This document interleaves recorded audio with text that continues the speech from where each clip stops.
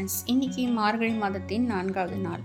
Friends, இந்த மார்கழி மாதத்தில் நாம் பிரம்ம முகூர்த்தத்தில் எழுந்து விளக்கு ஏற்றினோம்னா நமக்கு எல்லா நன்மையும் கிடைக்கும். நீங்களும் இது செஞ்சு பாருங்கள். பிரம்ம முகூர்த்த நேரம் 2:30 மணிலேருந்து 3:30 மணி வரைக்கும் சொல்லுவாங்க. ஆனால் நம்ம 4லேருந்து 5:30க்குள்ளே நாம் ஏற்றிடலாம். கொஞ்சம் 4 மணிக்கு எழுந்துட்டு நம்ம ஏற்றிடலாம். இந்த மார்கழி மாதத்தில் நம்ம விளக்கேற்றினோம்னா நம்ம என்ன வேண்டுதல் வச்சாலும் நடக்கும்னு சொல்லுவாங்க. நீங்களும் இது செஞ்சு பாருங்கள் ஃப்ரெண்ட்ஸ்.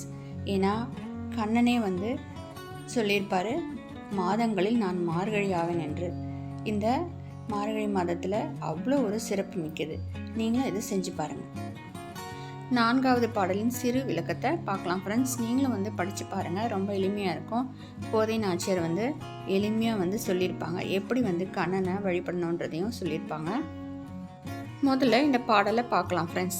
ஆழி மழை கண்ணா ஒன்று நீ கைக்கரவேல், ஆழியுள் புக்கு முகுந்து கோடாத்தேரி, ஊழி முதல்வன் உருவம் போல் மெய்கருத்து, பாழியன் தோளுடை பத்மநாபன் கையில், ஆழிப்போல் மின்னி வலம்புரி போல் நின்று அதிர்ந்த, தாழாதே சாரங்கு முதைத்த சரமழை போல், வாழ உலகினில் பொய்த்திடாய் நாங்களும் மார்கழி நீராட மகிழ்ந்தேலோ எம்பாவாய்.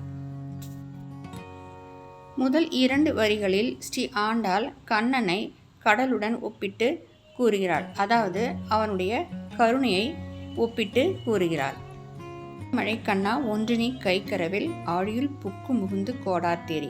அதாவது இந்த கடலளவு கருணை உடையவனே, நீ இந்த கடல் நீரை எடுத்துக்கொண்டு வானத்திற்கு சென்று அங்கு போய் இந்த கரிய மேகத்தை உண்டு செய்வாயாக. அதாவது உன்னுடைய கரிய மேனியைப் போல, அழகுடைய மேனியைப் போல, கண்ணனின் மேனியை சொல்கிறாள் இங்கு.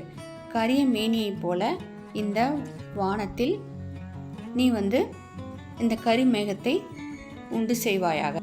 கண்ணனே, உன்னால் தான் அந்த மழையை பொழிய செய்ய முடியும். அதே போல அடியவரிடத்திலும் கருணை மழையை உன்னால் தான் செய்ய முடியும்.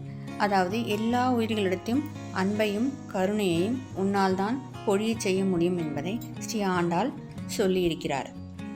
அதே போல அடுத்த வரிகளில் ஆழிப்போல் மின்னி வலம்புரி போல் நீன்றதிர்ந்து, தாழாதே சார்ங்க முதைத்த சரமழை. அதாவது உன்னுடைய கையில் இருக்கும் சக்கரத்தை போல மின்னல் மின்ன வேண்டும். பிறகு உன் கையில் வைத்திருக்கும் சங்கினால் சங்க நாதம் எழுப்புவது போல இந்த மழையும் இடியுடன் கூடிய மழையாக பொழிய வேண்டும். அது உன்னால் தான் முடியும் என்பதனை ஸ்ரீ ஆண்டாள் நாச்சியார் கூறியுள்ளார். அதாவது மழையை கண்ணனுடனும் கருணையுடனும் ஒப்பிட்டு கூறியுள்ளார். சார்ங்க முதைத்த, அதாவது உன் கையில் இருக்கும் வில் எப்படி அம்பு விடுவாயோ அது போல மழை துளிகள் பொழிய வேண்டும் என்பதனை கூறுகிறார் ஸ்ரீ ஆண்டாள் நாச்சியார். அடுத்த வரிகள், வாழ உலகினில் மேதிராய் நாங்களும் மார்கழி நீராட மகிழ்ந்தேலோ எம்பாவாய். நீ இப்படி இந்த மழையை பொழிவதனால் நாங்களும் அந்த நீரில் நீராடி உன்னை வணங்குவோமாக அமைந்த பாடல். இந்த பாடல் மிகவும் எளிமையாக இருக்கும் ஃப்ரெண்ட்ஸ். நீங்களும் படித்து பாருங்கள். கோதை நாச்சியார் எல்லா பாடல்களையும் எளிமையாக பாடியிருப்பார். இந்த மார்கழி மாதத்தில் இந்த 30 பாடல்களையும் பாடி நாம் இறைவனை வணங்குவோமாக. இந்த பாடலை நான் எளிமையாக சொல்லியிருக்கேன். இந்த பாடல் மிகவும் எளிமையானது தான். உங்களுக்கு பிடிச்சிருந்தால் லைக் பண்ணுங்கள், ஷேர் பண்ணுங்கள், மறக்காமல் சப்ஸ்கிரைப் பண்ணுங்கள் ஃப்ரெண்ட்ஸ். தேங்க்ஸ் ஃபார் வாட்சிங். ஏன்னா தப்பு தவறுகள் இருந்தாலும் நீங்கள் கமெண்ட் பாக்ஸில் கமெண்ட் பண்ணலாம். பிடிச்சிருந்தால் லைக் பண்ணுங்கள், ஷேர் பண்ணுங்கள், மறக்காமல் சப்ஸ்கிரைப் பண்ணுங்கள் ஃப்ரெண்ட்ஸ். தேங்க்யூ.